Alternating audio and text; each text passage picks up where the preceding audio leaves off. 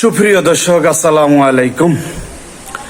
বাংলাদেশের যে অবস্থা দেখেন, একটা দুর্ঘটনা দেখে বুক ভরা চিৎকার, মনে আত্মনাদ, যে কি কান্না আসে বলে বুঝাইতে পারবো না। দেখেন টাঙ্গাইলের যে ঘটনাটা, আমাদের সমাজে যে আলেম, উনি টাঙ্গাইল এক মসজিদের ইমাম সাহেব। দেখেন, হয়তো শুক্রবার উনি জুমার দিন ভালো একটা ওয়াজ নসিহত করেছে, হয়তো মাদকের বিরুদ্ধে যে কোনো একটা ওয়াজ করেছে, কিন্তু উনি ওয়াজ করেছে হাদিস এবং কোরআন অনুযায়ী। কিন্তু ওনার হয়তো ওয়াজ করার বিরুদ্ধে আমাদের যে মাদক ব্যবসায়ী ইমাম সাহের পাও, এই যে আপনাদেরকে আমি ভিডিওটা দেখাবো, পায়ের টাকনু ঘিরাড়া এই দিক দিয়া পুরাই পাওটা কেটে ফেলছে। কিন্তু এই ভিডিওটা আপনাদের মাঝে আমি শেয়ার করার উদ্দেশ্য, একটি আলেম সমাজের কি হিংস্র প্রাণী হতে পারে? একটি আলেম কি কখনো মাদক ব্যবসায়ীর সাথে জড়িত থাকতে পারে? কিন্তু একটি আলেম কি এতই খারাপ? একটি আলেম কি সমাজের জন্য কি রকম ঝামেলা করেছে? একটা আলেমকে আমরা এই বাংলার বুকে একটা মাদক ব্যবসায়ীর দ্বারা নির্যাতিত হতে হবে।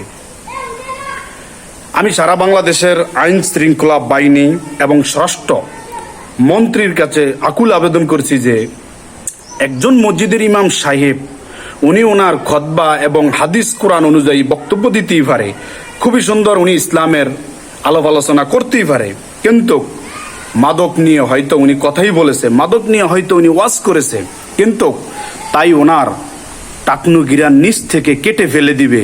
এত বড় সাহস, এত বড় মদতদাতা আমাদের সমাজে হয়েছে, যা বলে বোঝানো যাবে না। আপনারা যদি কেউ ভিডিওটা দেখে থাকেন, আপনারা ভিডিওটা সাথে সাথে শেয়ার করবেন।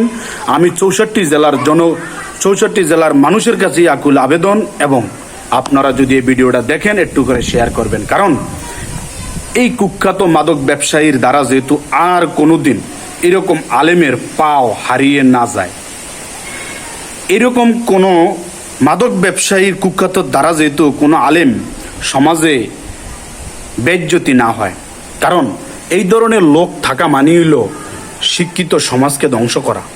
মাদক মানে কি? মাদক তো আমরা আপনারা সমাজে বুঝি, যেটা আমরা শিক্ষিত সমাজে মাদক নিয়ে প্রচার করি। যেমন আমরা বলতেছি যে মাদককে না বলি, ভালোকে হ্যাঁ বলি, কিন্তু আমাদের সমাজে এখন উল্টা হয়ে গেছে।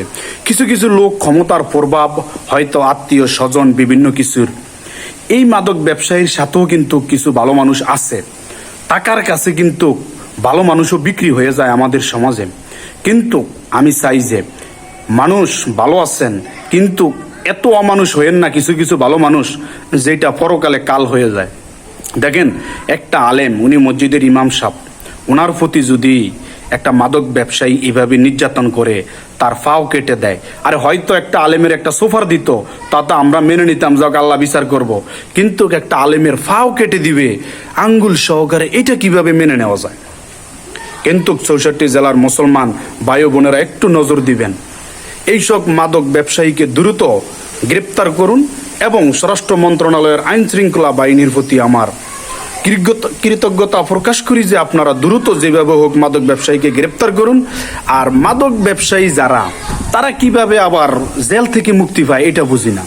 সে যদি অন্যায় করে, সে যদি মাদক ব্যবসা করে, তো মাদক আমরা যেটা সমাজে না বলি, যেটা আমাদের সমাজে দণ্ডনীয় অপরাধ, সেইখানেও কি সে আবার কিভাবে মুক্তি পায় সেটা জানি না। টাকার বিনিময় থানা, জেলা, উপজেলা, জেল হাজত, কারাগার, এগুলির কি সব জায়গায় ঘুষ? কিন্তু প্রফেসর ডক্টর মোহাম্মদ ইউনূস স্যারের প্রতি আমার কৃতজ্ঞতা রইল, একটু নজর দিন, দেশটাকে একটু শান্তির মনোরম পরিবেশ করুন, জনগণ যেহেতু আপনাকে আজীবন স্মরণ করে। কিন্তু এরকম দুর্ঘটনা ঘটিয়ে দিয়ে যায় না, যেটা মানুষ আজীবন কান্নায় আপনাকে অভিশাপ দিবে। কিন্তু আপনি চাইলে দেশটাকে স্বর্ণে রূপান্তরিত করতে পারেন। কিন্তু এই যে মাদক ব্যবসায়ীরা আলেম প্রতি যে নির্যাতন করেছে, হয়তো এই আলেম কি মাদক ব্যবসায়ীর বিরুদ্ধে বাজার ঘাটে বাগানে যায় কি বিরোধিতা করেছে? আমার মনে হয় না। হয়তো মসজিদে ওয়াজ নসিহত করেছে, হয়তো এলাকায় একটু আলোচনা করেছে ভালো মুসল্লিদের সাথে, তাই কিন্তু এই মুয়াজ্জিনের পাওড়া কেটে দিয়েছে। কিন্তু নির্মম অত্যাচার, যে অত্যাচার মহান আল্লাহ তাআলা সহ্য করবে না, কিন্তু সমাজও মানুষ এই পাও কাটা দেখলে খুবই কষ্ট লাগে। যে মর্মান্তিক ঘটনাটা ঘটেছে টাঙ্গাইল উপজেলা প্রশাসক তারা কি করে জানি না, উনি গ্রেপ্তার হয়েছে কিনা তাও জানি না। কিন্তু দেশবাসীর কাছে আকুল আবেদন, আপনারা ভিডিওটা বেশি বেশি শেয়ার করবেন যাহাতে আমরা এই মাদক ব্যবসায়ীকে গ্রেপ্তার করতে পারে। ধন্যবাদ, দেখা হবে পরের ভিডিওতে।